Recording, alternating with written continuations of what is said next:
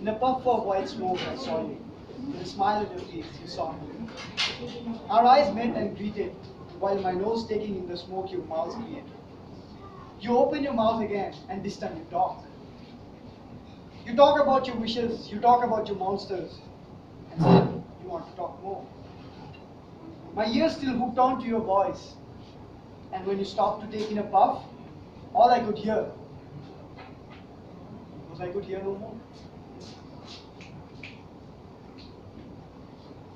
You listened to me with rapt attention, as if I was telling you a story from a faraway land. In a way, it was a fairy tale. And what happens is in most is what happened to me.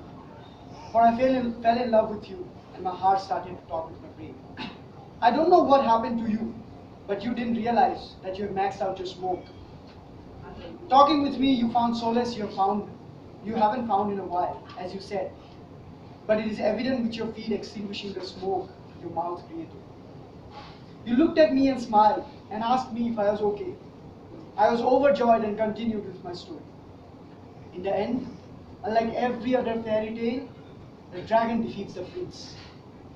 And you look at me with a frown. Did I make a fool out of myself? Did I become a clown? You ask me, why does the dragon win? I say, the dragon is time, which is stopping the prince for a liaison with his princess. The clock had struck 12. Cinderella had to leave. We haven't told our names yet. So she is my princess, and I am her prince. It was all so dreamy as she looked me in my eye and told, what if there was no dragon? She held my hand, and the dragon vanished. Time had stopped. It was our conversation which continued for ages to come, giving lovers a solitude they wished for some. We fell in love in a conversation. And she asked, what if there was some magic that helped the prince? It was love. It was something to think about. We thought and shared and brought out the magic, for there is always magic if you believe. And a smile appeared on my face. The prince met his princess. The dragon was slayed by the princess. Unconventional though it was, it appeared to be a perfect setting, for I had my first kiss at the break of dawn, and then it dawned. We both were lost in each other, that we found ourselves back. She threw her cigarette, I threw my beer.